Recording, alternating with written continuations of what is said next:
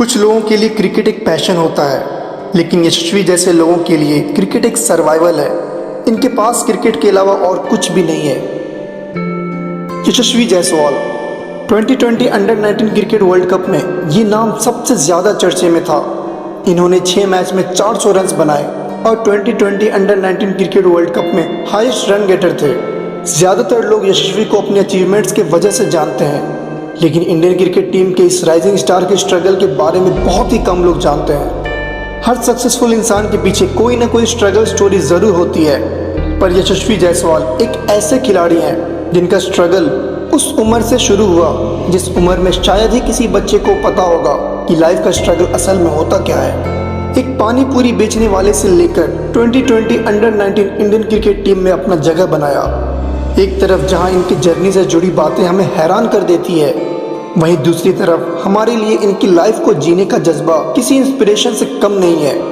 इस वीडियो के लास्ट में मैं आपको बताऊंगा कि वो कौन फरिश्ता बनकर यशस्वी के लाइफ में आया और उन्हें आज इंडियन क्रिकेट टीम और राजस्थान रॉयल्स के स्क्वाड का हिस्सा बना दिया। तो इस वीडियो को आखिर तक ज़रूर देखिएगा। तो बात है साल 2010-11 की। उस वक्त यशस्वी 10 साल के थे। उन्होंने अपने सीनियर्स के कहने पर यह तय किया कि वो क्रिकेट में अपना करियर बनाने के लिए मुंबई शिफ्ट होना चाहते हैं। यशस्वी के पिता भूपेंद्र जायसवाल की भदोही यूपी में एक छोटी सी दुकान हुआ करती थी और ऐसे में मुंबई जैसे बड़े शहर का खर्चा उठा पाना उनके अकेले की बस की बात बिल्कुल भी नहीं थी। इसीलिए उन्होंने यशस्वी को मुंबई में अपने भाई के घर ठहराने का फैसला किया। पर मुंबई पहुंचकर भूपेंद्र जी को ये पता चला कि उनके भाई भी जैसे तैसे अपना गुजारा कर रहे हैं और उनके पास रहने के लिए इतनी भी जगह नहीं थी कि वो यशस्वी को अपने साथ रख सके। हालात चाहे जो भी हो, पर यशस्वी उनके भतीजे थे, तो इसीलिए उन्होंने एक उपाय लगाया।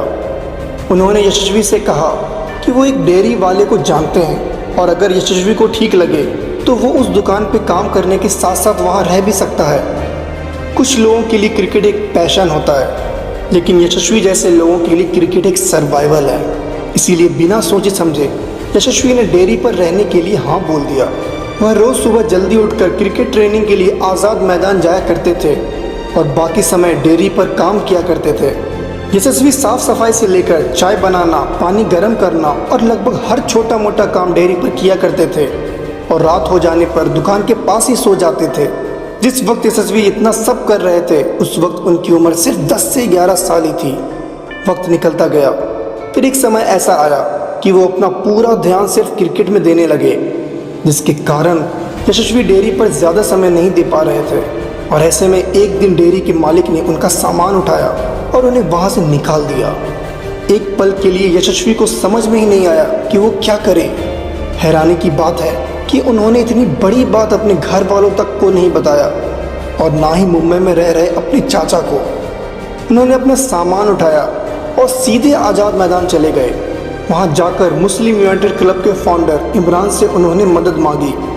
इमरान ने उनके सामने एक प्रस्ताव रखा कि अगर वो एक मैच में अच्छा परफॉर्म करेंगे तो इमरान उन्हें ग्राउंड पर ही एक टेंट में रहने की परमिशन दे देंगे।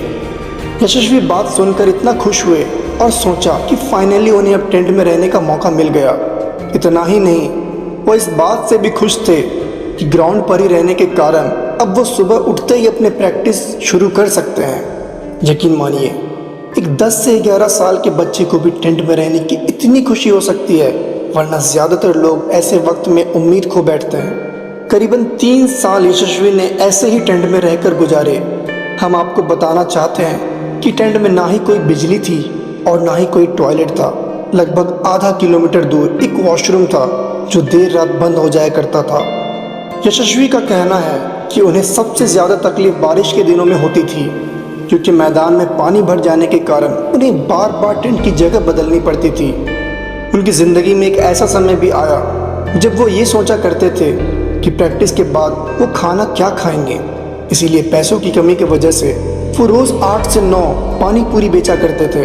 पानी पूरी बेचने के साथ साथ वो क्रिकेट ट्रेनिंग के बाद कभी बीच में स्कोरिंग तो कभी अंपायरिंग और कभी कभी सिर्फ बॉल ढूंढ के लाया करते थे और इस तरह उन्हें कुछ और पैसे मिल जाया करते थे।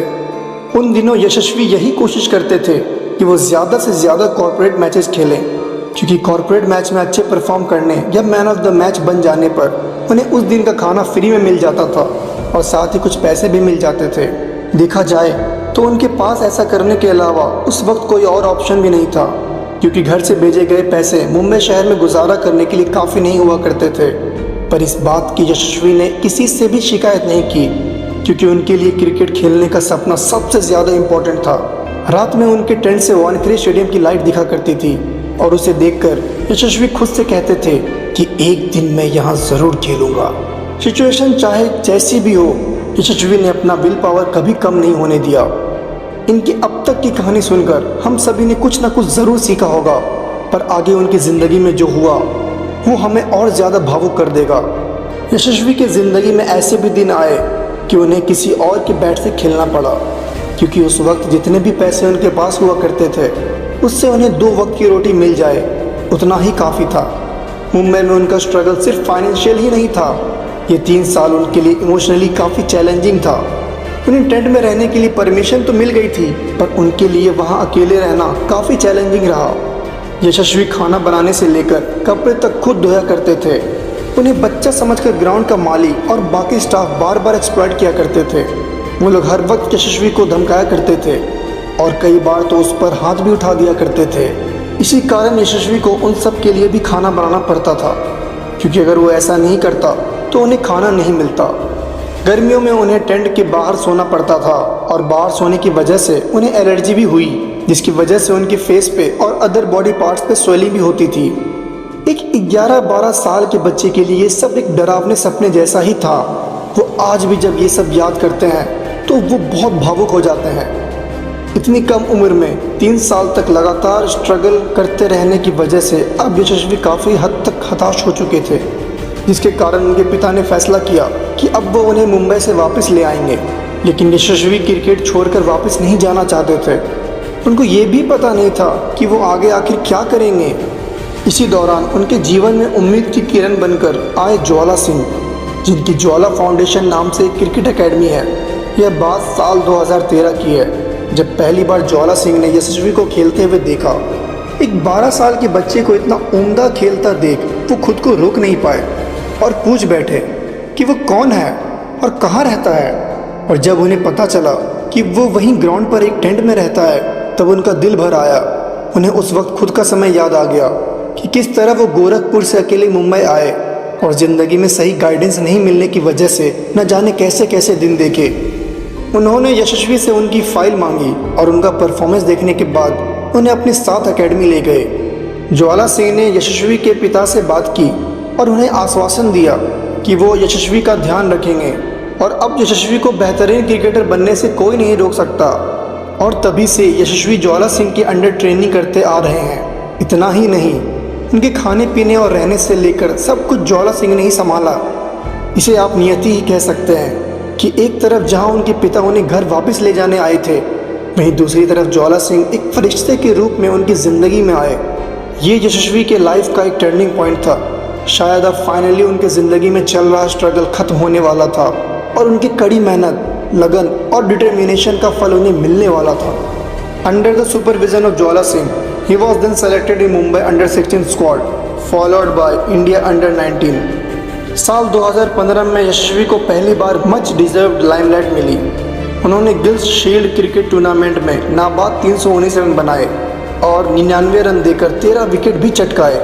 इनका ये all round performance Limca book of world record में भी दर्ज हुआ। इतना ही नहीं, विजय हजारे ट्रॉफी 2019 में मात्र 17 साल की उम्र में यशस्वी ने 154 बॉल पर 203 रन बनाए, जिसकी वजह से आज दुनिया भर में लिस्ट ए क्रिकेट में यशस्वी दोहरे शतक बनाने वाले वर्ल्ड के सबसे यंग प्लेयर हैं। साथ ही इसी साल यानी कि 2020 IPL ऑक्शन में राजस्थान रॉयल्स ने यशस्वी को 2.5 करोड़ रुपए में खरीदा।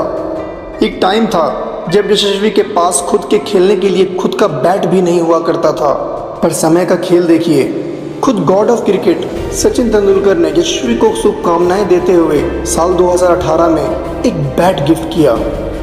हम सैल्यूट करते हैं उन एथलीट्स को जो ज़िंदगी में अपनी बेसिक ज़रूरतों से ऊपर अपने लक्ष्य, अपने ड्रीम्स या एस्पिरेशंस को रखते हैं और साथ ही ज़िंदगी की कठिनाइयाँ और संघर्ष के बावजूद क्रिकेट या किसी भी स्पोर्ट्स को चुनने की हिम्मत दिखाते हैं।